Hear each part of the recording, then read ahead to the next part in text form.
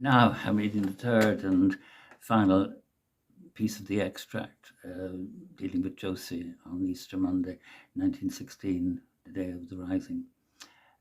She's still distraught from various points on the disappearance of her husband. So here we go. You'll have to excuse me. Uh, well, I've been on in two television documentaries. I just find standing in front of this camera slightly intimidating. Okay, so here we go. Yes. Josie was resting late the Sunday afternoon when a loud knocking on the hall door woke her. She sat up in the bed, trembling from head to foot.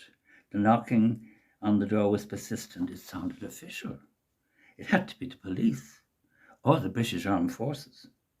She eased herself out of bed and walked unsteadily out of the room and stood for a moment at the head of the staircase. Hearing a sound of loud voices in the drawing room, she felt weak-kneed as she slowly descended the stairs. The door to the drawing room was open. The discordant voices frightened her. She was on her way back upstairs when Fran called after her. "There's someone here to see you." Fran's tone was somber. For some moments, Josie didn't move. Then timidly she came back down the stairs and followed Fran into the drawing room. There on the coach sofa, sitting calmly, smoking a cigarette, was Jimmy. "Jimmy, my sweet," he said, getting up. He looked like a dishevelled tramp. Josie was dumbfounded for a few minutes, for an expression of joy spread across her face. "Thank God you're safe," she cried, running over and throwing her arms around her. "You're as white as a sheet," Josie's friend said. "Come, sit down, both of you. Where have you been all this time?" Tom addressed Jimmy as if he were an errant schoolboy. "I was in the Shelburne," Jimmy replied nonchalantly, puffing on a cigarette. So taken aback was Josie that her tears dried up immediately. "The Shelburne Hotel?" she squeaked.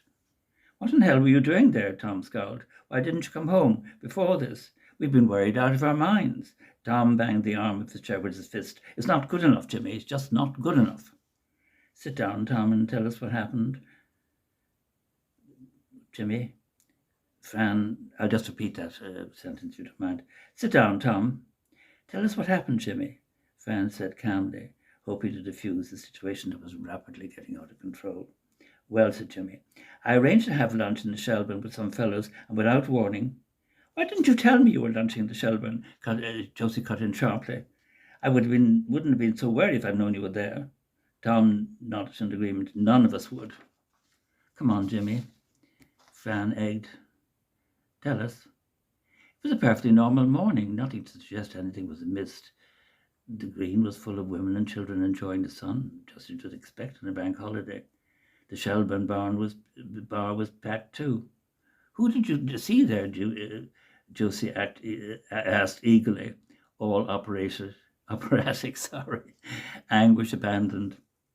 "I met George Calhoun and the Smithers fellow, Rumlott. He is too."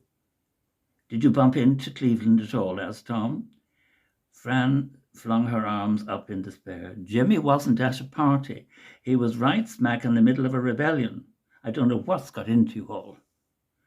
That Countess Markievicz was there, dressed in a rebel uniform, strutting about the street, commandeering cars for the barricades. "I met her once at the Abbey. She was wearing a gorgeous velvet dress." Josie broke in. "Fancy the light of her joining the rebels." "Josie, would you please stop?" "I was only telling Jimmy about Countess Markievicz," Josie replied petulantly. "Go on, Jimmy."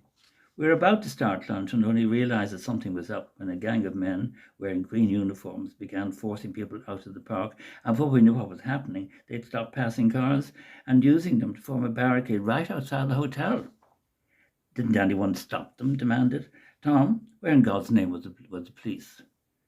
"The police fled, but the crowds on the pavement yelled and jeered. One tram driver refused to allow his tram to be part of the barricade, so the conductor reversed the trolley and the tram returned back along the green to the cheers of the crowd.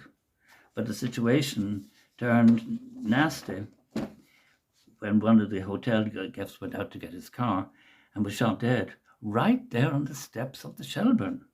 "Oh, my God!" exclaimed Josie, covering her her mouth with a flimsy handkerchief.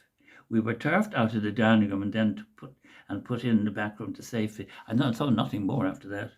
Nothing at all? Josie cried, her handkerchief fluttering to the carpet. Fran couldn't help herself smiling at the look of disappointment in Josie's face. No, during the night some British Tommies sneaked into the rear of the hotel and set up snipers at all the windows. They even mounted a machine gun on the roof. After that, it was the sound of firing and explosions all the livelong day and well into the night, too. There were a lot of people killed, apparently. Then this morning, a British officer told us the rebels had surrendered and was have to go home. So here I am. We read more than that in the newspaper, snorted Josie. At least Jimmy's back safe and sound, Fran said, getting up and giving him a kiss on the cheek. Without so much as a scratch.